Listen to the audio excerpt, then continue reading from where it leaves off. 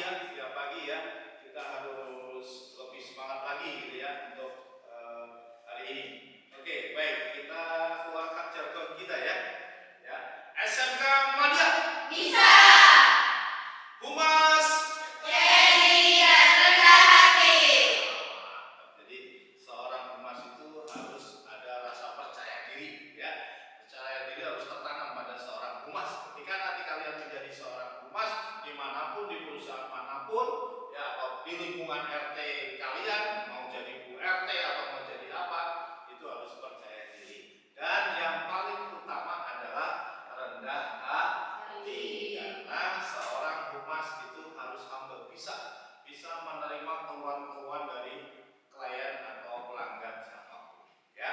Oke, baik, pada pagi hari ini kita akan belajar tentang kompetensi dasar, yaitu komunikasi efektif ya. Yang kita pelajari adalah tentang komunikasi efektif. Nah, dari komunikasi efektif ini yang diharapkan kalian bisa menjelaskan beberapa definisi dari pengertian komunikasi efektif dari beberapa tokoh atau ahli ya. Kemudian kalian juga nanti akan belajar tentang unsur-unsur komunikasi efektif. Ada apa aja itu diharapkan. Jadi tujuan dari pembelajaran ini bahwa kalian dapat berkomunikasi secara efektif dengan bahasa yang benar dan tepat ya. Kemudian kalian juga diharapkan bisa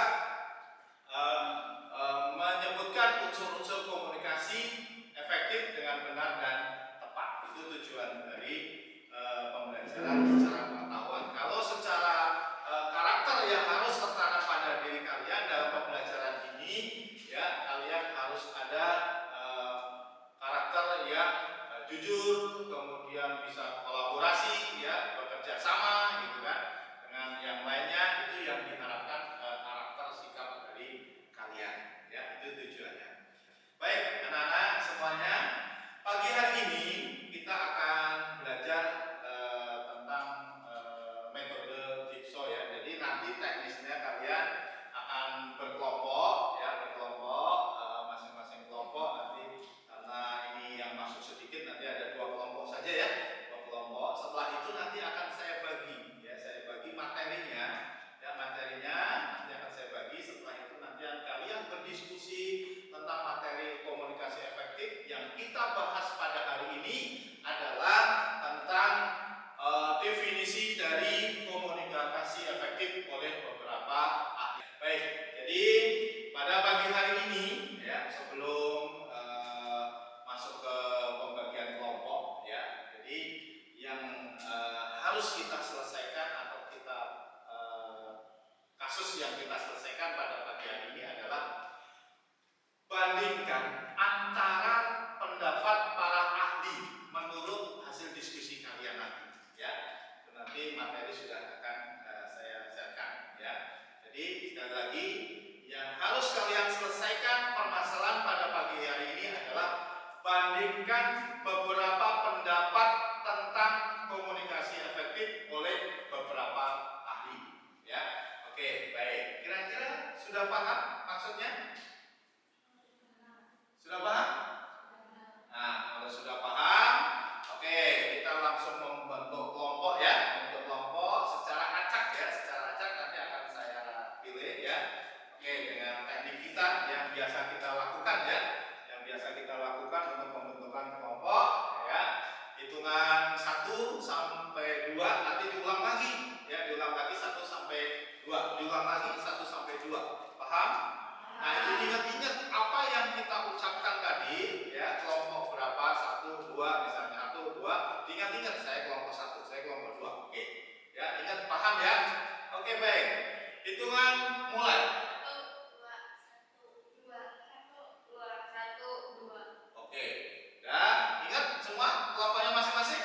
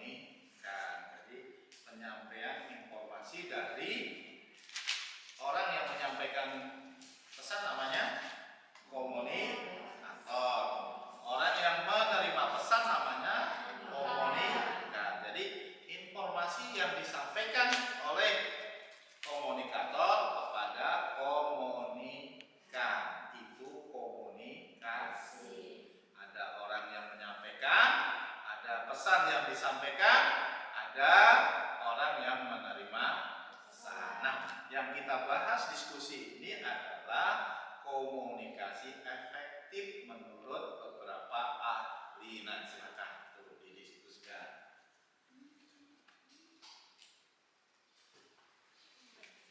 Nanti hasil diskusi kalian presentasikan ya.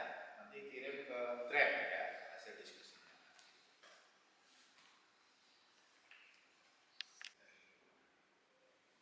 Oke ya, sampai jam setengah 12 ya, nanti sudah harus selesai ya, sudah harus selesai. Kalau sudah banyak materinya ya, nah bisa didiskusikan dengan kelompoknya. Diskusikan dengan kelompok.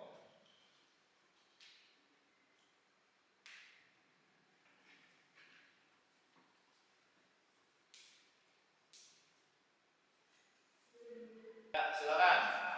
Di situ, di situ tuh. Ya, silakan. Assalamualaikum warahmatullahi wabarakatuh. Waalaikumsalam warahmatullahi wabarakatuh. Perkenalkan, nama saya Saktika, perwakilan dari kelompok 1. Saya akan membacakan hasil diskusi dari kelompok saya. Komunikasi efektif dan komunikasi verbal. Namun, komunikasi tidak hanya berupa penyampaian saja, melainkan komunikasi akan memberikan pengaruh hubungan yang terlibat di dalamnya. Hubungan akan terjalin baik apabila komunikasi berjalan secara efektif dan sesuai dengan harapan masing-masing pihak. Keberhasilan dalam melakukan komunikasi dengan baik mensyaratkan komunikasi adalah proses di mana pihak-pihak saling menggunakan informasi untuk mencapai tujuan bersama dan berkaitan dengan hubungan yang ditimbulkan oleh penerus rangsangan serta pembangkitan balasannya. Sekian diskusi dari kelompok saya. Ada yang mau ditanyakan? Sebelum pertanyaan kasih tepuk tangan. Yang mendekati yang paling tepat adalah Colin Carey ya, bahwa komunikasi proses di mana pihak-pihak saling menggunakan informasi untuk mencapai tujuan bersama dan berkaitan dengan hubungan yang ditimbulkan oleh penerus rangsangan serta pembangkitan balasannya. Jadi saling menggunakan informasi dari pihak satu ke pihak kedua atau dari seseorang ke orang lain yang tujuannya adalah untuk mencapai tujuan bersama ya. Itu untuk kelompok 1. Selanjutnya kelompok 2. Yang kencang suaranya ya, kalau komunikasi itu yang kencang. Assalamualaikum warahmatullahi wabarakatuh. Waalaikumsalam warahmatullahi wabarakatuh. Menurutnya ialah komunikasi adalah interaksi antar pribadi yang menggunakan sistem simbol linguistik seperti sistem simbol verbal atau kata-kata dan non-verbal. Sistem ini dapat disosialisasikan dengan cara langsung atau tatap muka atau melalui media lain seperti tulisan, oral, dan visual. Demikianlah hasil diskusi saya. Silakan yang mau bertanya. Ketika menyampaikan informasi ya, ketika menyimpan informasi kepada siapapun atau kepada perusahaan lainnya, perusahaan koleganya misalnya, dia bisa paham, dia bisa mengerti, dan akhir tujuannya adalah bisa kerjasama antar perusahaan. Nah, kalau di rumah seperti itu, gimana caranya? Intinya ketika memberikan informasi tentang perusahaan saya atau perusahaan tempat bekerja kalian, ini harus bisa dipahami oleh perusahaan yang akan menjadi kolega atau kerjasama kita.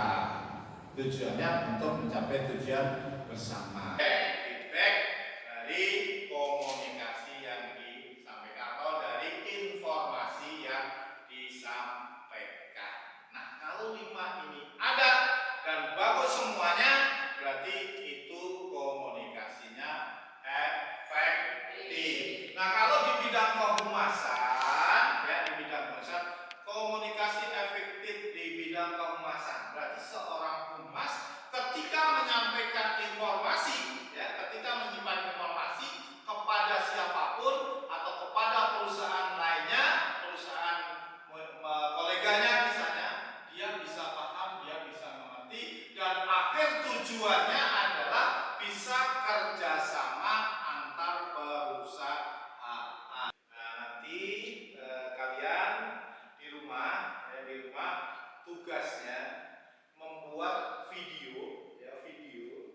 Kamu berbicara, ya berbicara dengan adikmu ke, dengan ommu ke, intinya tadi komunikasi itu bicara apa?